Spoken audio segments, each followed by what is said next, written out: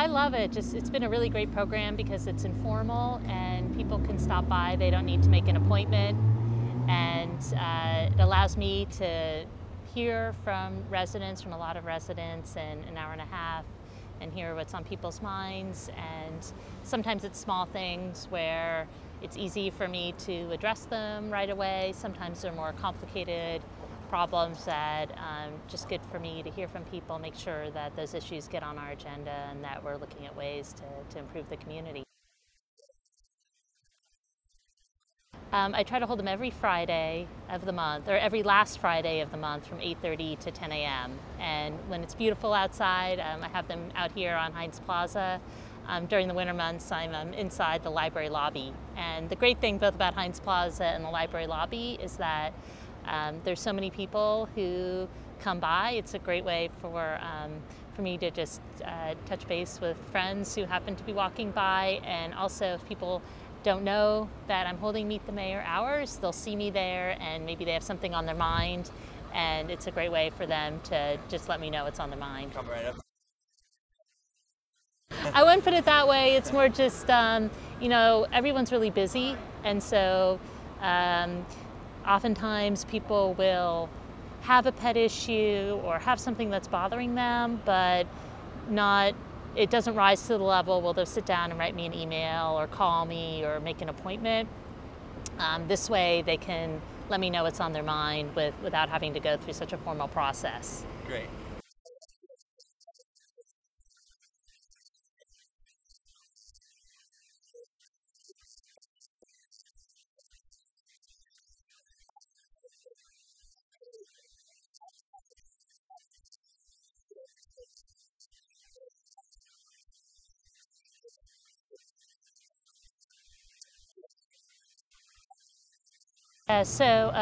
New Jersey Transit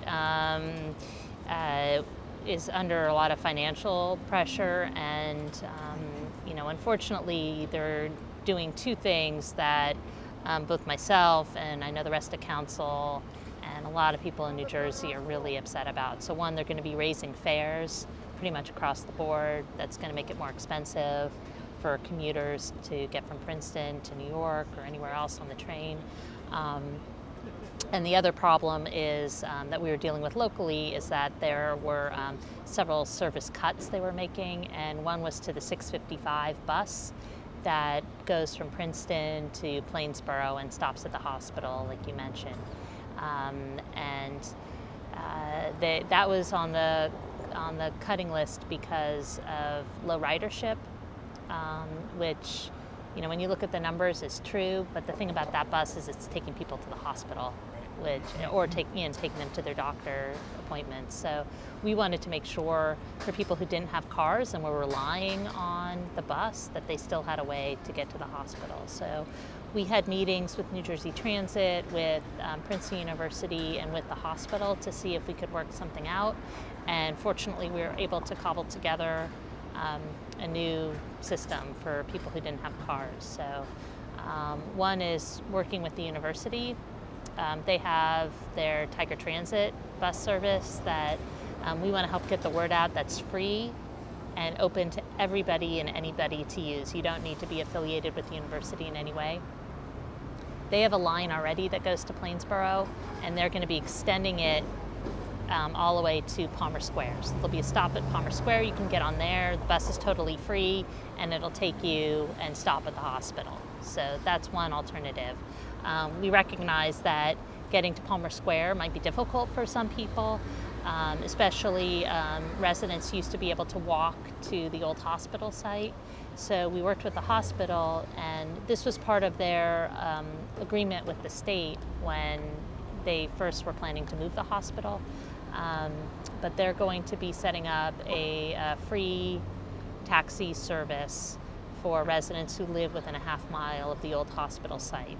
So when they call to make their appointment with the clinic, if they don't have transportation, they can ask for a taxi to pick them up. So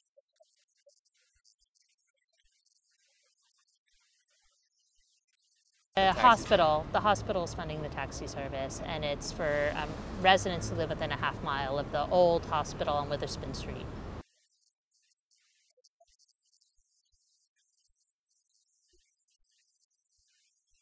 mean, I think that they try to be good citizens when they can be, and I think certainly the Tiger Transit transportation system is a really wonderful amenity for the community. And one of the challenges for us is that I don't think that it's the community's taking full advantage of it.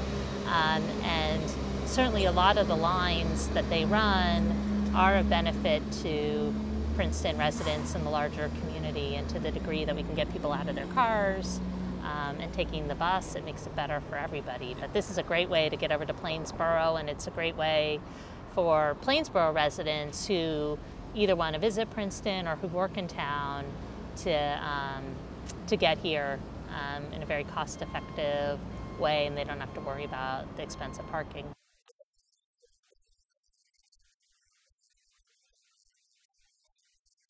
Definitely, yeah. So yeah, it runs on a loop. The schedule information is on the university website, and that's going to start towards the beginning of September. And information will also be on the